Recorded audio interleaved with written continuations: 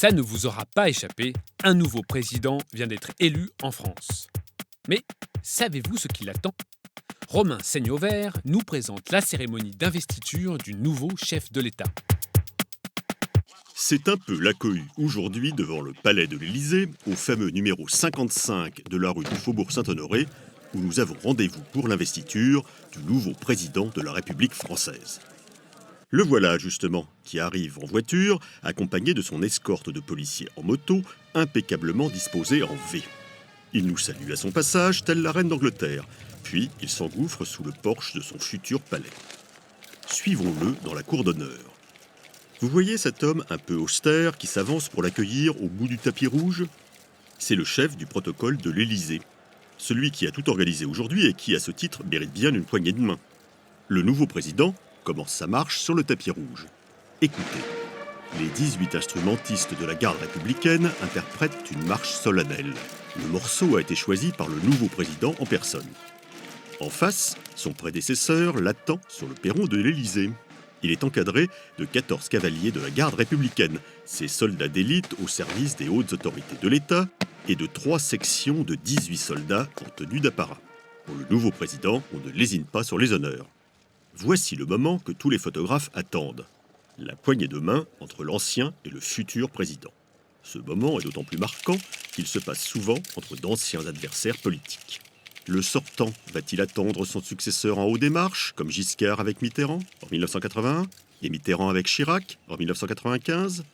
Ou va-t-il descendre à sa rencontre, comme Chirac avec Sarkozy en 2007 ou Sarkozy avec Hollande en 2012? Bon, les deux présidents ne s'attardent pas longtemps non plus. Ils filent rapidement dans le palais pour un entretien privé. Personne ne peut les suivre. Mais nous, à Carambolage, on sait comment se faufiler. Dans le salon doré, c'est-à-dire le bureau présidentiel, nous les écoutons converser. On s'échange d'abord des amabilités et quelques conseils. L'ancien président informe son successeur des dossiers en cours et de quelques secrets d'État. Mais le moment tant attendu est celui où l'ancien président transmet les codes d'utilisation de l'arme nucléaire. Les voici, sur une simple petite plaque en fer. Si, aujourd'hui, de nouvelles sécurités biométriques ont été rajoutées, cette plaquette fait encore l'objet de tous les fantasmes. On raconte que François Mitterrand, à son investiture, l'aurait rangée dans la poche de son veston et aurait oublié de la retirer avant d'envoyer son costume chez le teinturier. L'heure tourne. Il est maintenant temps de raccompagner l'ancien chef de l'État vers la sortie. Sous les applaudissements plus ou moins chaleureux du personnel de l'Élysée, l'ancien chef de l'État redescend donc lentement le tapis rouge. Son successeur le raccompagne, mais plus ou moins. Parfois jusqu'à sa voiture, comme Chirac avec Mitterrand ou Sarkozy avec Chirac. Parfois pas plus loin que le haut des marches, comme Hollande avec Sarkozy. Attendez, vous ne remarquez rien? Le tapis rouge a été raccourci. La voiture présidentielle n'est plus au fond, mais bien au milieu de la cour d'honneur.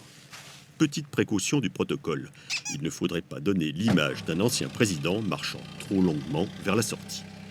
Rattrapons le nouveau président, qui n'a pas attendu pour rejoindre la salle des fêtes du palais, où des centaines d'invités l'attendent déjà. Une nouvelle marche solennelle l'accueille à son entrée. Puis un homme se présente. C'est le président du Conseil constitutionnel, gardien de la Constitution française. Il proclame solennellement les résultats de l'élection. Le visage grave, le 8e président de la 5e République signe alors le procès-verbal de son investiture. Vient ensuite une tradition bien française. Le grand chancelier de la Légion d'honneur présente au nouveau président le collier de grand maître de l'ordre sur un beau coussin rouge. Tradition napoléonienne. Ce collier en or massif indique que le chef de l'État guide les activités essentielles de la nation. Regardez de plus près. Chaque maillon porte un motif. L'encre symbolise la marine. Les fusils, l'infanterie.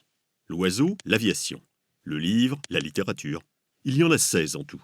Au revers sont gravés les noms des anciens présidents et leur année d'élection. Charles de Gaulle au dos de la littérature et de la médecine, Nicolas Sarkozy derrière celui de la marine, François Hollande a eu droit au blindé.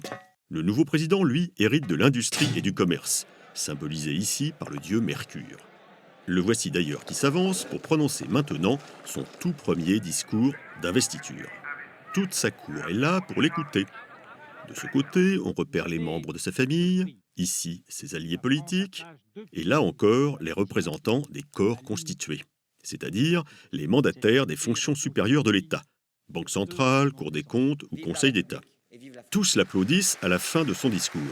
Le nouveau roi, le nouveau président, se dirige alors vers les invités pour les saluer, puis vers la terrasse du jardin de l'Élysée, accompagné du Premier ministre et des présidents de l'Assemblée nationale et du Sénat. Ici les attendent très exactement 233 soldats de l'armée de terre, de mer et de l'air pour les honneurs militaires. Une nouvelle fois en musique. Le président écoute la Marseillaise. Il rend hommage au drapeau français et passe les troupes en revue. C'est magistral et tous les symboles républicains sont là. Bon, un peu moins républicain en revanche. Sur la place des Invalides, 21 coups de canon sont tirés au même moment. Cette pratique remonte à la monarchie où la mort du roi et l'avènement de son successeur étaient signifiés par le tir de 101 coups de canon. Charles de Gaulle les a ramenés à 21 en 1958. Le nouveau président termine ses obligations protocolaires par son premier déjeuner en tant que chef d'État. Dans l'après-midi, nous le suivrons encore remonter les Champs-Élysées en cortège pour aller sous l'Arc de Triomphe, devant la tombe du soldat inconnu. Il y déposera une gerbe en mémoire des combattants morts pendant la Première Guerre mondiale. Puis, nous l'accompagnerons à l'Hôtel de Ville, où il sera reçu par la maire de Paris. Ici, il aura enfin le loisir de célébrer son sacre en compagnie de nombreux invités et célébrités.